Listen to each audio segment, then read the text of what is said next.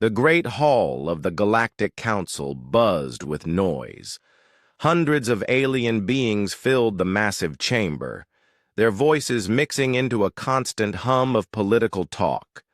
The Thexians sat tall in their blue robes, looking down at everyone else, with proud faces. The Vorthons stayed silent in their silver suits, their glowing eyes watching everything like machines. Ambassador Kang Minho walked slowly to the speaking platform. His simple black suit looked plain next to the fancy clothes of the other species. The humans always dressed simply. Most aliens thought this showed they were not important. Minho stepped up to the microphone. The noise in the hall got quieter, but not by much. Many aliens were still talking among themselves. They did not think the human had anything interesting to say. Members of the Galactic Council, Minho began. His voice was calm and clear. I am here to inform you of an important decision. Some aliens stopped talking and looked at him. Others kept chatting. Prime Zilkoth, the leader of the Thexians, was looking at his datapad instead of listening. After much thought, humanity has decided to withdraw from all Council territories and agreements. This decision is final and will begin immediately. Now the hall became quiet. Aliens turned to stare at Minho. Some looked confused. Others looked angry. We thank the Council for the years of cooperation, Minho continued. All human personnel will leave Council space within 72 hours. Our ships will return to human territory. We wish you all well in your future work. Minho bowed slightly and walked away from the platform. He did not wait for questions. He did not explain why. He just left. The hall exploded with noise. Aliens jumped up from their seats, shouting questions and demands. But Minho was already gone. Prime Zilkoth stood up, his tall blue form towering over the crowd. Good, he said, loudly. The humans were always causing problems. Their strange ideas never fit with proper civilization. Unit 7739, speaking for the Vorthon Collective, agreed. Human behavior patterns were unpredictable. Their departure will increase efficiency in all operations. Many other aliens nodded and made sounds of agreement. The humans had always been different. They solved problems in weird ways. They asked too many questions. They did not follow rules the way other species did. Far away on Kepler Station, Dr. Yoon Hana was packing her research materials. The station was a neutral place where scientists from many species worked together. Hana had been there for 8 years, studying gravity fields and space-time. Her lab was full of equipment that looked strange to alien eyes. Where other scientists used complex machines and computer programs, Hana used simple tools and handwritten notes. Her alien co-workers often laughed at her methods. Dr. Veltar, a Thexian scientist, watched Hana pack her things. Are you really leaving? He asked. Your research was starting to show some promise. Hana smiled sadly. Orders from home, she said. All humans must return to Sol system. But what about the gravity project? Veltar asked. We were so close to a breakthrough. Hana stopped packing and looked at him. You have all my notes. You have the equipment. You should be able to continue without me. Veltar looked at the papers on Hana's desk. They were covered with drawings and equations that made no sense to him. Human science was always like this. It worked, but nobody understood how. Yes, of course, Veltar said, but he did not sound sure. Hana finished packing and picked up her bags. As she walked toward the door, she stopped and looked back at her lab one more time. 8 years of work, 8 years of discoveries that could change how the galaxy understood physics. Now she was leaving it all behind. In space above the mining world of Terminus 7th, Lieutenant Commander Park Ji-ho received his orders through an encrypted message. All human ships were to return to Sol system immediately. No exceptions. No delays. Ji-ho looked out the window of his ship at the planet below. Terminus 7 was an ugly world, covered in mines and factories. But humans had built good homes there. They had made the desert bloom with their farms. They had turned a dead rock into a place where families could live. Now they had to leave it all. "Sir," his communications officer said, "we're getting messages from the surface. The colonists want to know what's happening." "Tell them to pack only what they need," Ji-ho said. "We leave in 6 hours." The officer looked confused. 6 hours? "Sir, there are 50,000 people down there. They can't pack their whole lives. In 6 hours. "They don't need to pack their whole lives," Ji-ho said quietly. "Just what matters most." On the surface of Terminus 7th, Captain Lee Suman was overseeing the evacuation of the last human outpost. Families were loading whatever they could carry onto transport ships. Children cried as they left their toys behind. Adults looked back at homes they would never see again. "Captain," one of the colonists asked, "why are we leaving? What did we do wrong?" Suman did not have a good answer. The orders from Earth were simple. All humans must leave Council space immediately. No explanation was given. No reason was shared. "We're going home," Suman said. It was all she could say. As the last transport ship lifted off from Terminus 7th, Suman watched through the window. Already alien scavengers were moving toward the empty human buildings. They wanted to take whatever the humans had left behind. The Gelkins were the first to arrive. They were small, gray creatures who made their living by collecting and selling old technology. They ran into the human buildings like hungry animals, grabbing whatever looked valuable. But as they searched through the human equipment, they found something strange. Nothing made sense. The machines were built in ways that violated every engineering rule the Gelkins knew. Wires were connected wrong. Power sources were too small. Computer programs were written in ways that should not work. But somehow, everything worked perfectly. The Gelkans tried to figure out how human technology functioned, but they could not.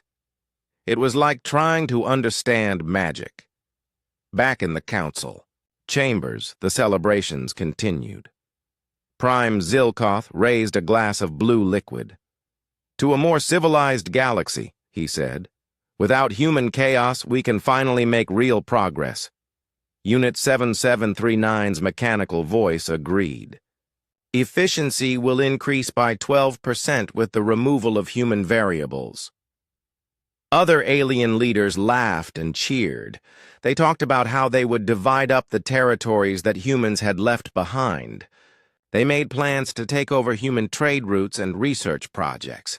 None of them noticed that their communication devices were already starting to work more slowly. None of them saw that supply ships were taking longer to arrive. None of them realized that the humans had been doing much more than anyone knew. The humans left quietly, just as they had said they would. No angry speeches, no threats of revenge, no dramatic promises to return. They just packed their things and went home.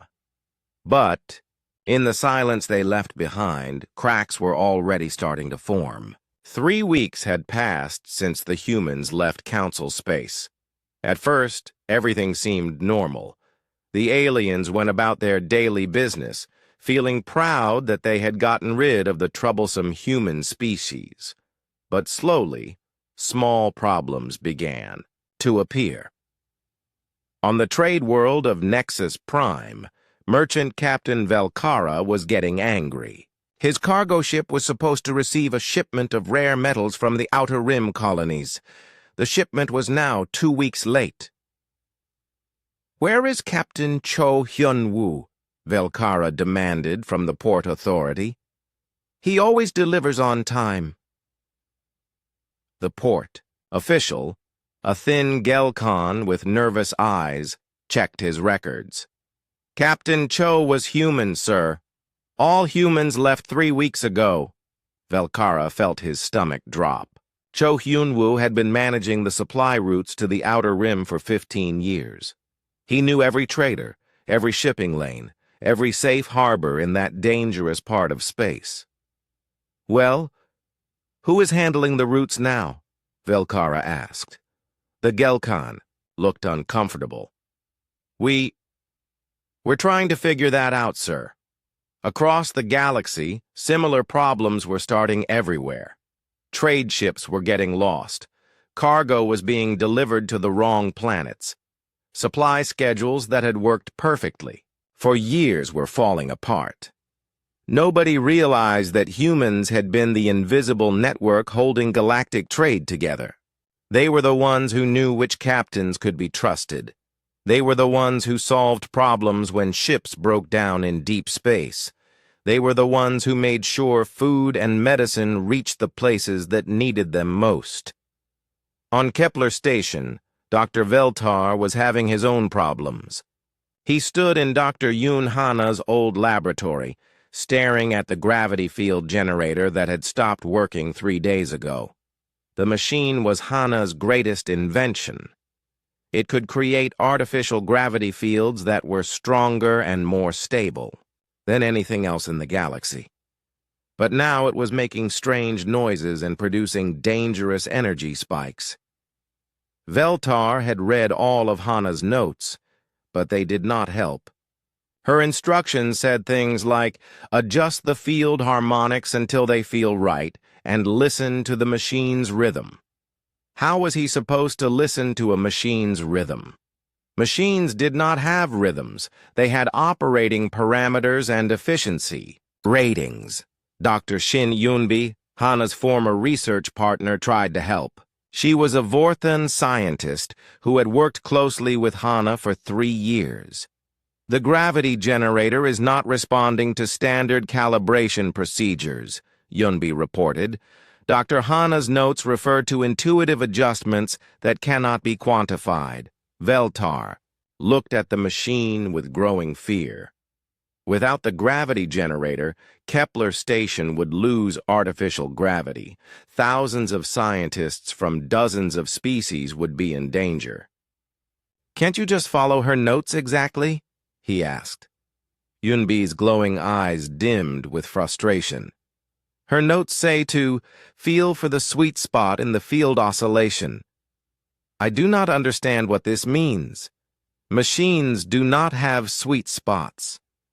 Meanwhile, in the Thexian home system, Navigator Prime Kexalon was discovering a different problem. The star charts that had guided Thexian ships for centuries were becoming wrong. Ships were arriving at their destinations hours or even days late. Some were getting lost completely. The navigation computers that had always worked perfectly were giving bad directions. Kexalon spent days checking the star chart computers, but he could not find any errors. The machines were working exactly as they should, but somehow the results were wrong. What Kexalon did not know was that Navigator Oh Sung-ho had been quietly correcting Thexian navigation errors for 12 years. The Thexian mathematical systems had small mistakes that built up over long distances. Sung-ho had been fixing these mistakes automatically, without telling anyone. He had done it so smoothly that the Thexians never knew their navigation was wrong. They thought their systems were perfect. Now, without Sung-ho's corrections, Thexian ships were getting lost all over their territory. In the medical centers of Vorthan space, Healer Unit 4429 was trying to save a patient's life. The patient was a Gelkan trader who had been injured in a mining accident.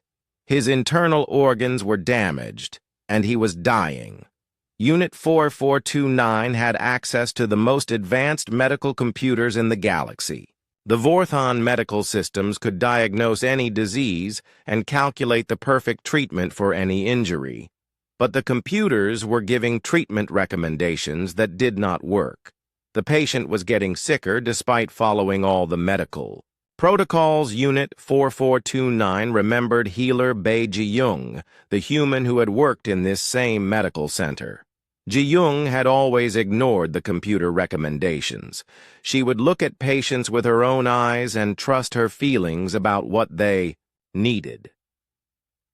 The other Vorthon healers had thought Ji-young's methods were primitive and unscientific, but her patients had always recovered faster than anyone else's. Now, Unit 4429 wished Ji-young was still here. The computers said the Gelkan patient should be getting better, but he was clearly dying. Something was wrong, but Unit 4429 could not figure out what. The patient died 6 hours later. It was the third death this week that should not have happened. On the industrial world of Factory 7, Chief Engineer Song Min-soo's replacement was having a terrible day. Engineer Zorketh had been put in charge of the planet's main power generator, the one that Song Min-soo had maintained for 8 years. The power generator was huge and complex. It provided energy for the entire planet's manufacturing systems. If it failed, millions of workers would lose their jobs. But the generator was acting strangely. Power output was fluctuating for no reason. Safety systems were triggering random alarms. The whole system seemed to be slowly falling apart. Zorketh had studied the maintenance manuals that Song Min-soo had left behind, but the manuals were full of notes that made no sense. Things like tighten the flux couplers until they hum happily, and the reactor likes to run a little hot on Tuesdays. How could a reactor like anything? How could machinery be happy? These were machines, not living creatures. But when Zorketh ignored these strange notes and followed standard engineering procedures, the generator worked worse. The power fluctuations got bigger. The alarms got louder. Zorketh was starting to panic. He had called for help from the best engineers in the galaxy, but none of them understood Song Min-soo's maintenance system either. At the council headquarters, things were not going well either. Prime Zilkoth was trying to hold a meeting with the other council leaders, but the station's communication system kept failing. Video calls would cut out in the middle of important discussions. Audio would develop static at the worst possible moments. The translation systems that allowed different species to understand each other were making embarrassing mistakes. During one meeting, the translation system told the Gelkan ambassador that his mother was a cargo container. The Gelkan was so offended that he walked out of the meeting. "What is wrong with these systems?" Zilkoth demanded from the station's technical staff. Chief Technician Mordax looked embarrassed. "Sir, we're not sure. All the equipment is functioning within normal parameters, but the results are unpredictable." What Mordax did not tell Zilkoth was that communications specialist Han Woo-jin had been maintaining the Council's communication systems for 6 years. Han had understood the systems in ways that nobody else did. The Council's communication equipment was very old and very complex. It had been built by 12 different species over hundreds of years. Each species had added their own components and programming languages. Han had been the only person who understood how all these different parts worked together. He had spent years learning the quirks and personalities of each system component. Now, without Han's expert care, the communication systems were slowly breaking down. Each day brought new failures and new problems. Back on Terminus 7th, the alien scavengers were getting frustrated. They had expected to find valuable human technology that they could sell for huge profits. Instead, they found machines that made no sense. A team of Gelkin engineers had been trying to understand a human water purification plant for 2 weeks. The plant was still running and producing clean water, but the engineers could not figure out how it worked. The plant used a combination of biological filters, quantum resonance chambers, and what appeared to be ordinary rocks. According to every engineering textbook in the galaxy, this combination should not work. But somehow, it was producing the purest water the Gelkins had ever seen. Maybe the humans were using some kind of advanced technology that we don't understand, suggested Engineer Paklon. His supervisor, Engineer Velkix, shook his head. Look at this equipment. Half of it is held together with metal tape and wire. This isn't advanced technology. This is something else. What the Gelkans did not understand was that human engineering was based on intuition and experience rather than pure theory. Humans built things that worked, even if they could not always explain why they worked. The water purification plant had been designed by engineer Kim Daeho, who had spent months experimenting with different combinations of materials, until he found something that produced perfect results. He had never written down exactly how it worked because he was not entirely sure himself. All across Council space, similar discoveries were being made. Human machines and systems that worked perfectly but could not be understood or replicated. The problems were still small. Most aliens thought they were just temporary glitches that would be fixed soon.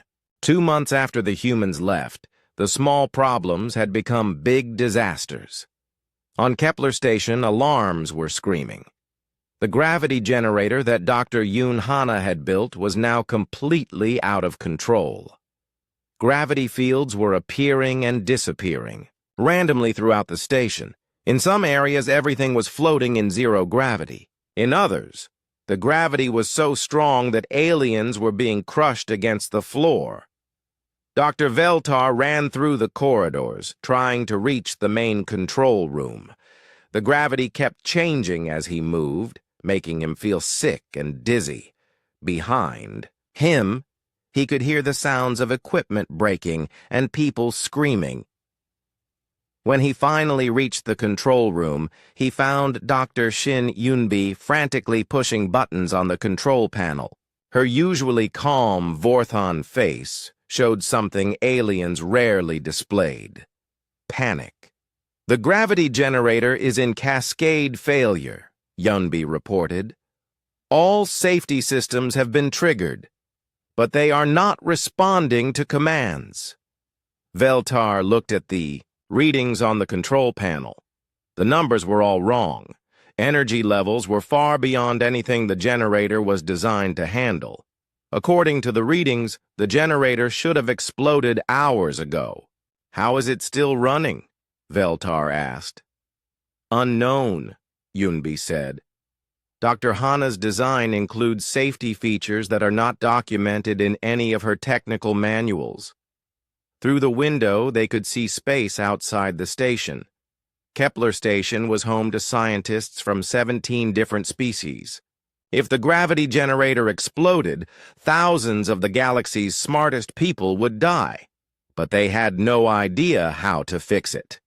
Dr. Hana's notes about the generator were full of drawings and equations that no one else could understand. Her instructions referred to listening to the generator's voice and feeling the rhythm of the gravity waves. We need to evacuate the station, Veltar said. Evacuation will take 18 hours, Yunbi replied. The generator will fail completely in approximately 4 hours. They both knew what that meant.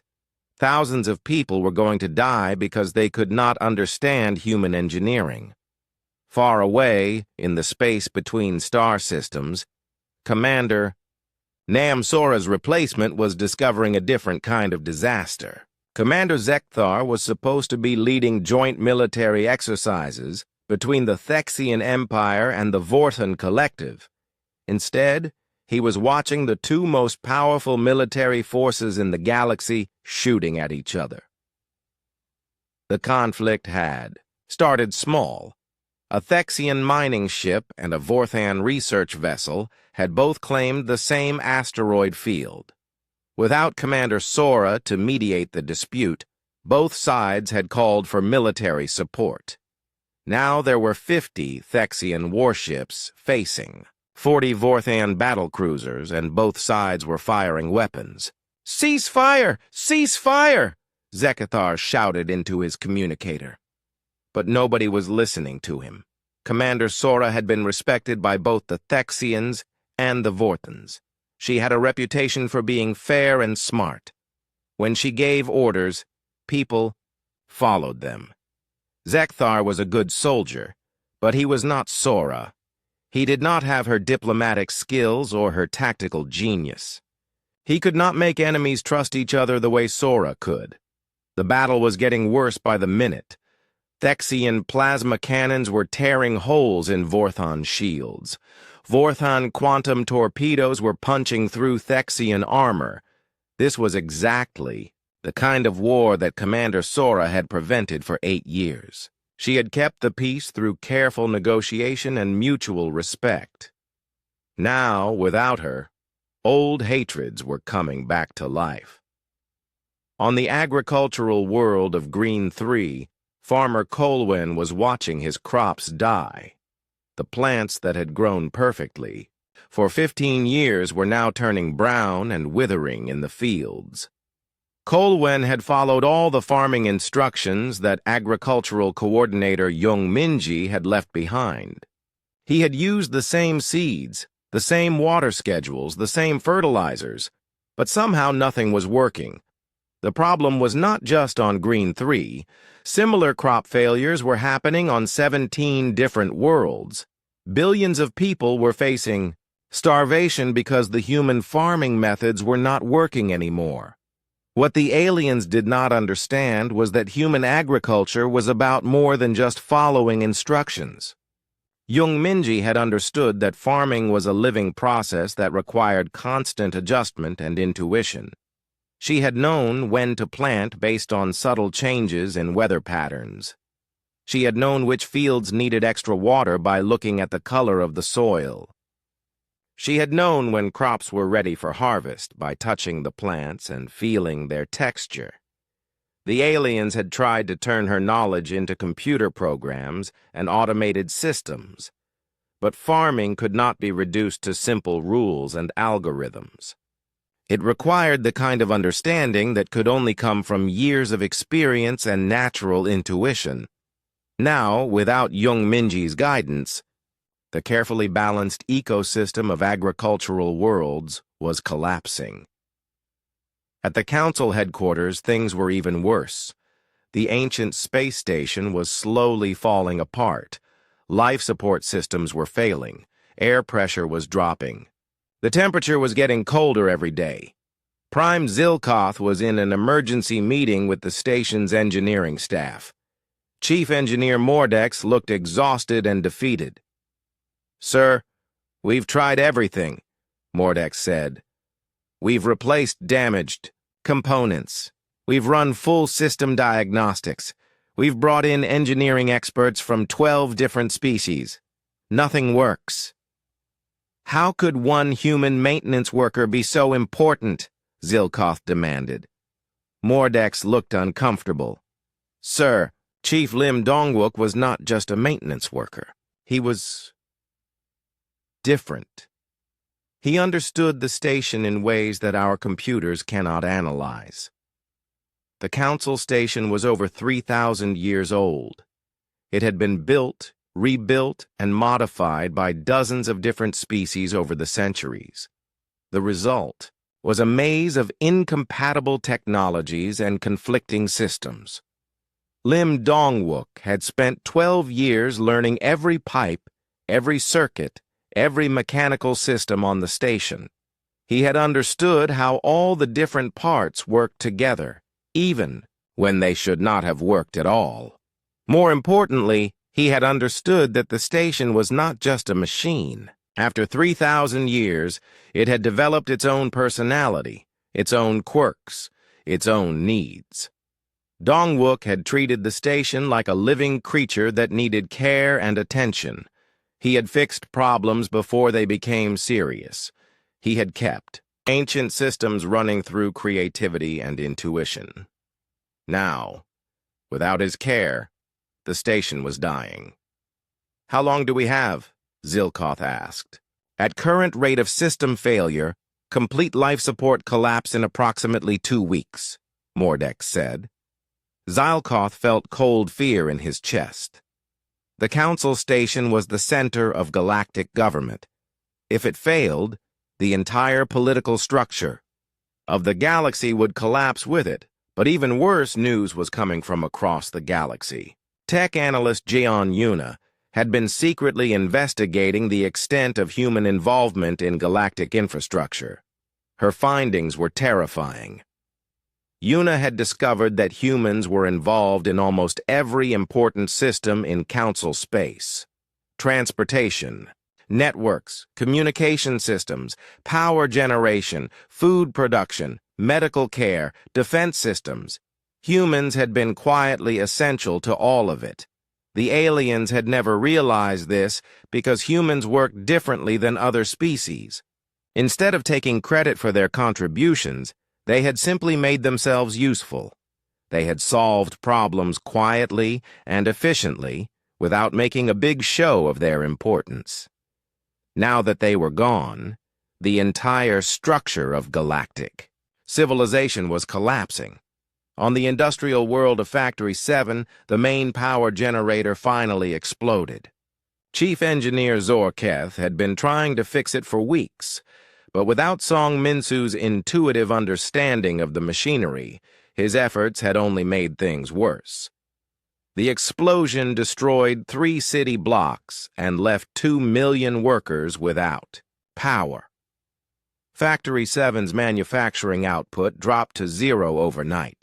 Similar industrial disasters were happening throughout Council space.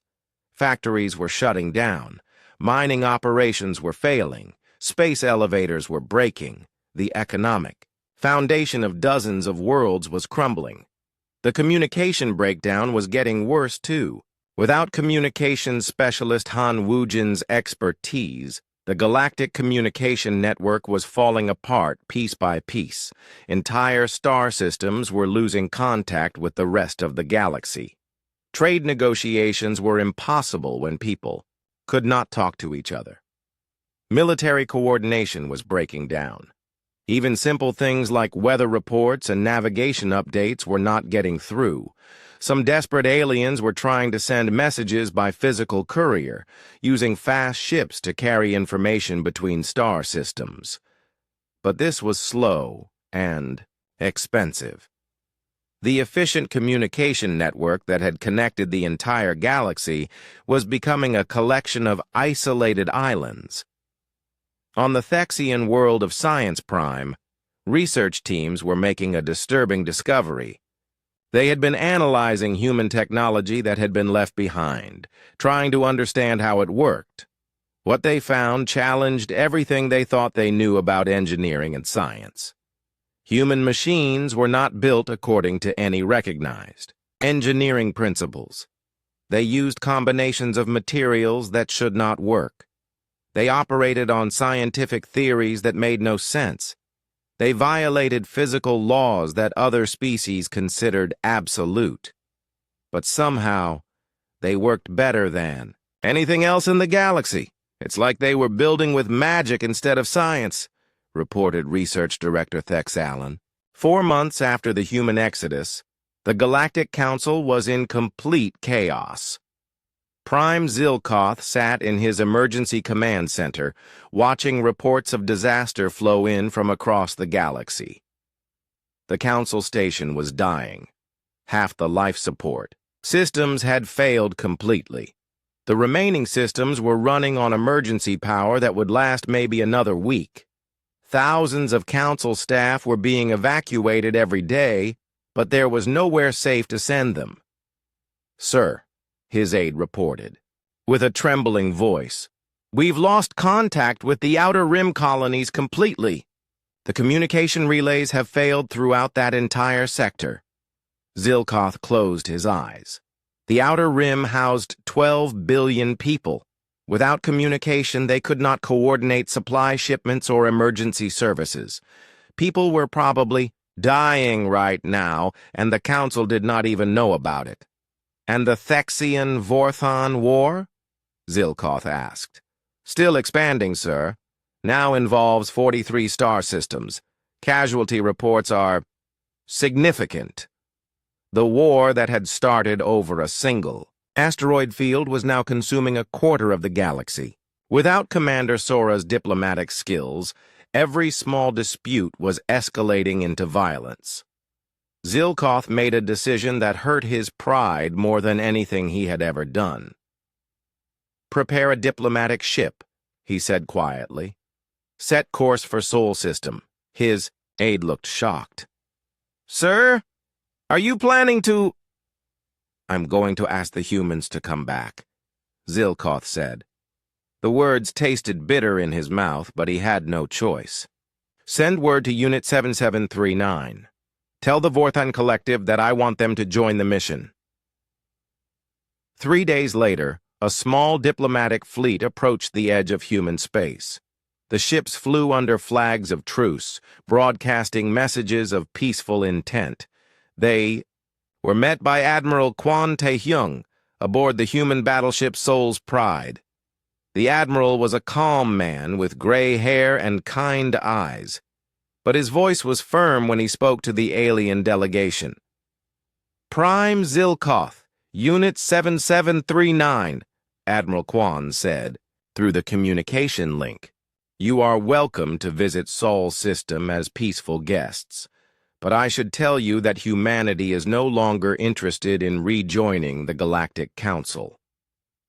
Zilkoth felt his heart sink, but he tried to stay diplomatic.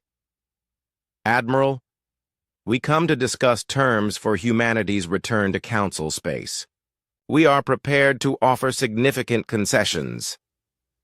What kind of concessions? Admiral Quan asked. Unit 7739 spoke with its mechanical voice. Full technology sharing agreements, territorial expansion rights, increased representation in Council. Decisions! These offers represent unprecedented cooperation opportunities. Admiral Quan was quiet for a moment. Then he said, Let me tell you what's been happening in human space since we left the Council. The Admiral activated a holographic display that showed the human colonies. Zilkoth was amazed by what he saw. Human space was thriving. New colonies were being built. Trade was flowing smoothly. Technology was advancing rapidly. Without the restrictions of Council regulations, we've made more progress in 4 months than we made in the previous 10 years, Admiral Quan explained. Our scientists are free to research whatever they want. Our engineers can build things without waiting for Council approval. Our traders can make deals without going through Council bureaucracy. But surely you can see the humanitarian crisis in Council space, Zilkoth said desperately. Billions of people are suffering because of infrastructure failures. Admiral Quan's expression became sad. Yes, we can see it. Our long-range sensors show the communication breakdowns. Our intelligence reports describe the system failures. We know people are dying. Then you'll help? Unit 7739 asked. That depends, Admiral Quan said. Help how? If we return to Council space as members, we'll just be restricted by the same regulations and attitudes that held us back before. If we go back to the old system, we'll be right back where we started. Zilkoth felt desperate. What would it take for humanity to return? Admiral Quan looked at him seriously.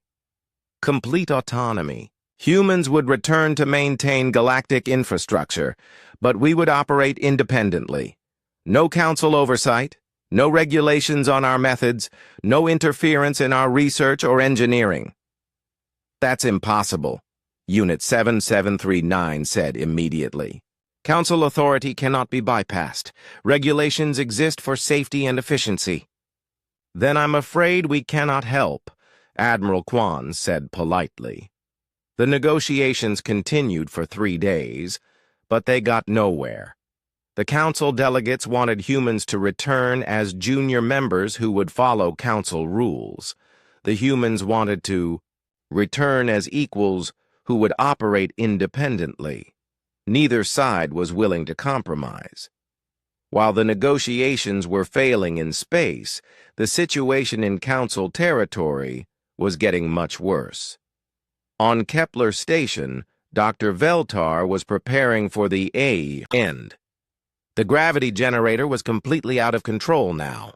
Gravity fields were fluctuating so wildly that people could not walk through the corridors without being thrown against walls or ceilings. Most of the station had been evacuated, but Dr. Veltar and a small team of volunteers had stayed behind to try one last desperate plan. If we can't fix the generator, maybe we can shut it down safely, Veltar said to his team. Dr. Hana's notes mention an emergency shutdown sequence. Dr. Yunbi checked the notes again. The shutdown sequence requires manual activation from inside the generator core, but the gravity fields in there are strong enough to crush anyone who enters.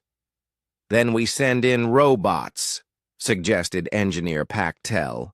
They tried sending in mechanical robots, but the chaotic gravity fields tore the machines apart before they could reach the controls. They tried sending in energy-based drones, but the gravity distortion scrambled their guidance systems.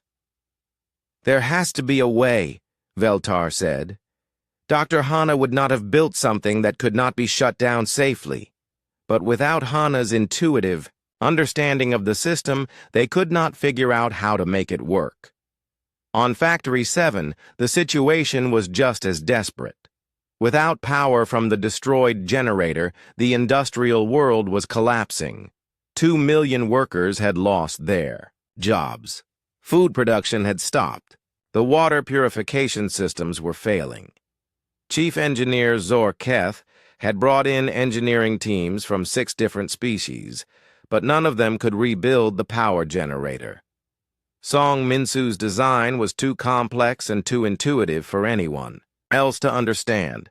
We could try building a standard power generator to replace it, suggested Engineer Velkix from the Gelkan technical team. How long would that take? Zorketh asked. Approximately 4 years, Velkix said. The people of Factory 7 will be dead in 4 months without power, Zorketh replied. The humanitarian crisis was spreading across the galaxy. On agricultural worlds, crop failures were causing massive famines. On industrial worlds, power failures were shutting down entire economies. On research stations, system failures were destroying decades of scientific work. But the worst crisis was the breakdown of communication and transportation. Without the network that humans had maintained, star systems were becoming isolated. Ships were getting lost in space because navigation systems were failing. Emergency calls for help were not getting through because communication relays were broken. The Gelkan Trading Consortium, which had controlled interstellar commerce for 2 centuries, was facing bankruptcy. Their ships could not navigate reliably without human assistance. Their communication with customers was failing. Their supply chains were completely disrupted. We're losing money faster than we can count, reported consortium leader Packmore. If this continues for another month, we'll be completely ruined. Similar reports were coming from all over the galaxy. The economic system that had supported trillions of people was falling apart. But perhaps the most disturbing discovery came from tech analyst John Yuna, who had been analyzing the full extent of human integration into galactic society. Yuna had discovered something that shocked even her. Humans had not just been maintaining existing systems, they had been secretly improving them for decades. Every major technological advance in the past 50 years had involved human insight or innovation. The faster-than-light communication systems that connected the galaxy had been improved by human engineers. The medical techniques that had doubled alien lifespans had been developed with human help. The agricultural methods that fed the galaxy had been refined by human farmers. Aliens had been taking credit for these advances, not realizing that humans had been the driving force behind most of them. "We didn't just lose our maintenance workers," Una reported to her government. "We lost our innovators. Without humans, galactic technology will not just fail, it will stop advancing completely." The implications were terrifying. The galaxy was not just facing a temporary crisis. It was facing permanent technological stagnation. Meanwhile, in human space, Admiral Kwan was receiving reports from his intelligence network. The situation in Council space was worse than anyone had imagined. "Sir," Captain Kim Woo-seok reported, "we're detecting massive refugee movements throughout Council space. Entire populations are fleeing worlds where the infrastructure has collapsed." "Where are they going?" Admiral Kwan asked. "Toward human space, sir. Our border colonies are reporting thousands of alien ships requesting asylum." Admiral Kwan looked at the star charts showing human territory. The borders were clearly marked, but desperate aliens were crossing them anyway, hoping to find safety in human space. Some humans wanted to turn the refugees away. 6 months after the humans had left Council space, the situation had become truly desperate. The Galactic Council was no longer functioning as a government. Half of its member species had stopped sending representatives because their worlds were dealing with infrastructure collapse. President Ahn Hyun-soo stood before the emergency session of the Human Colonial Assembly on Earth. The Great Hall was packed with representatives from every human colony, military leaders, scientists, and engineers. Everyone knew that the decision they made today would affect the future of the entire galaxy. "Fellow humans," President Ahn began, "we face a choice that will define who we are as a species. Do we help those who rejected us, or do we let galactic civilization collapse?" The hall was filled with angry voices. Many humans were still bitter about their treatment by the Council. They had been looked down upon, dismissed as primitive, and finally forced to leave their homes. Senator Moon Jae-hoon stood up to speak. He was a tall man with a fierce expression. "Why should we help them?" he demanded. "For 50 years they treated us like children. They told us our methods were wrong. They restricted our research and limited our colonies. When they finally kicked us out, they celebrated." Many people in the hall shouted agreement. The anger was real and justified. But Representative Kim Na-young had a different view. She was a small woman with gentle eyes, but her voice was strong. "The aliens who made those decisions are not the same as the innocent families who are dying now," she said.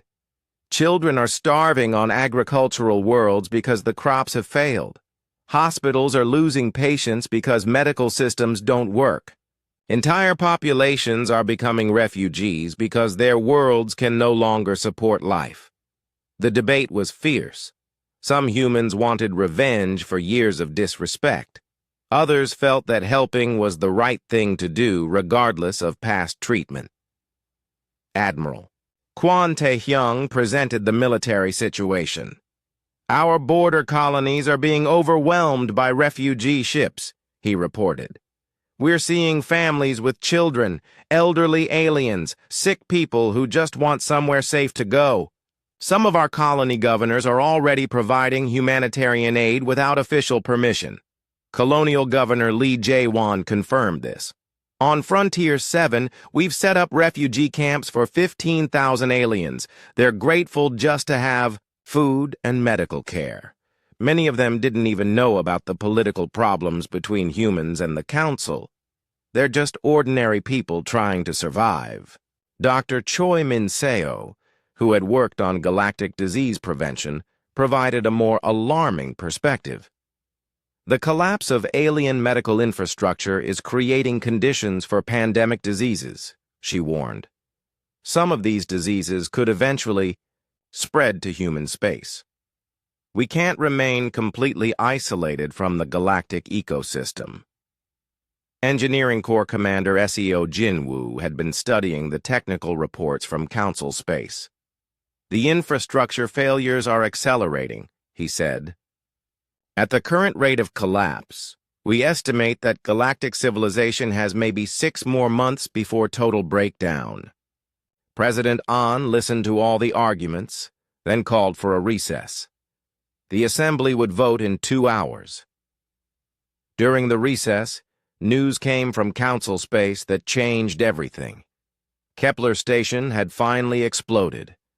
Dr. Veltar and his volunteer team had died trying to shut down the gravity generator.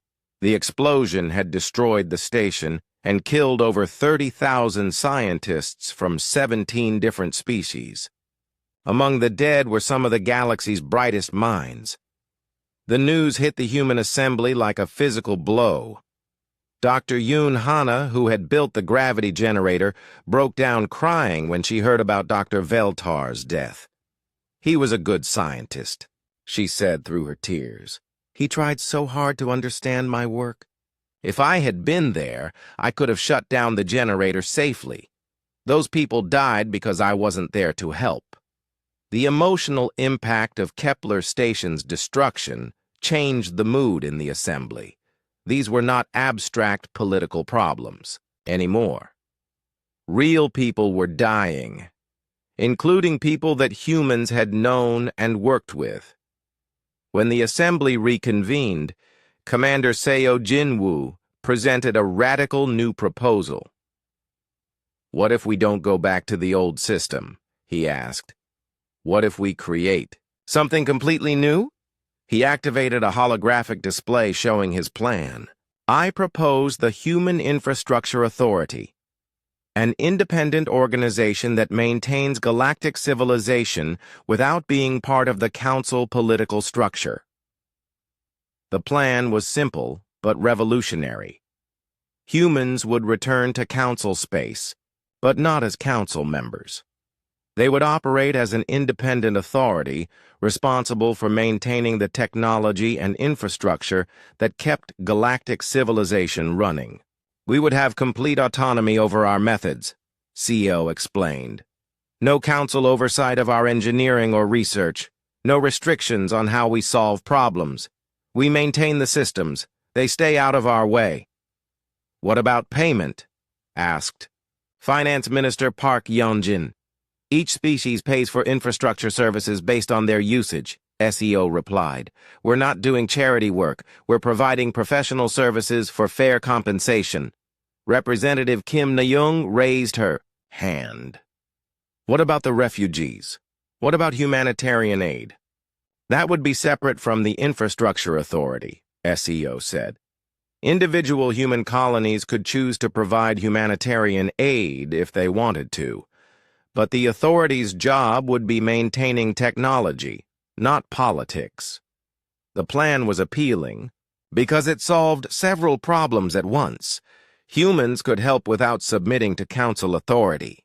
They could maintain their independence while preventing galactic collapse. They could charge fair prices for their essential services. But there was still strong opposition. Senator Moon Jae-hoon argued that even this plan gave too much to the aliens. "They'll just take advantage of us again," he warned. "As soon as their crisis is over, they'll go back to treating us badly." Admiral Kwan had a response to this concern. "That's why we maintain military independence," he said. "The Infrastructure Authority would be protected by human military forces. If anyone tries to interfere with our work or threaten our people, we respond with force." This was a crucial point. Under the old system, humans had been vulnerable because they depended on the Council for protection. Under the new system, humans would protect themselves. After 6 hours of debate, President An called for the vote. The result was close but decisive. The Human Infrastructure Authority would be created. Within days, the first human ships were heading back to Council space. But this time they came as equals, not as junior members seeking approval. Ambassador Kang Minho returned to the Council chambers, but the dynamic was completely different. Before, he had been representing a minor species begging for acceptance. Now, he was representing an independent power offering essential services. The Council chamber looked very different too. Only half the seats were filled. Many species had stopped sending representatives because they were too busy dealing with infrastructure collapse. Prime Zilkoth looked older and more tired than before. The proud Thexian leader had lost much of his arrogance. His own empire was falling apart, without human support. "Ambassador Kang," Zilkoth said formally, "the Council welcomes humanity's return." "Thank you, Prime Zilkoth," Kang replied politely. "But I should clarify. Humanity is not returning to the Council. We are offering infrastructure services as an independent contractor." Unit 7739 spoke with its mechanical voice. "What are the terms of this service arrangement?" Kang activated a holographic display showing the Human Infrastructure Authority's proposal. "We will maintain and repair all critical infrastructure in Council space, communication networks, transportation systems, power generation, life support, agricultural systems, and industrial facilities." "In exchange for what?" Zilkoth asked. "Fair payment for services rendered," Kang said. "Plus complete autonomy in our methods. No Council oversight, no interference, no restrictions on our research or engineering practices." "That's unacceptable," Unit 7739 said immediately. "Council regulations exist for safety and efficiency.